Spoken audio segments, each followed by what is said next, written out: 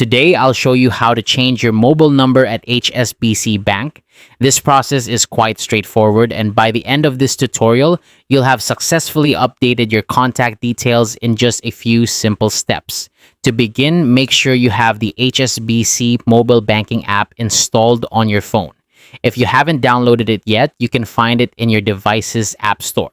Once you have the app ready, go ahead and open it. Log into your account using your credentials. If you're logging in for the first time or if you've forgotten your password, follow the prompts to reset it. Now that you're logged in, locate the menu icon within the app. It's usually represented by 3 horizontal lines or a gear icon depending on your app version. Tap on it to access the menu options. Within the menu, look for the Profile section.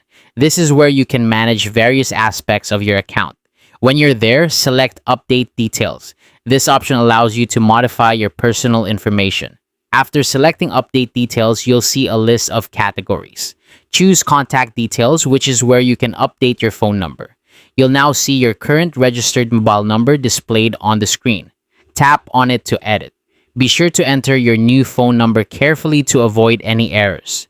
After entering your new number, follow the on-screen instructions to confirm your changes. This might involve receiving a confirmation code via SMS or email, so keep your phone close by.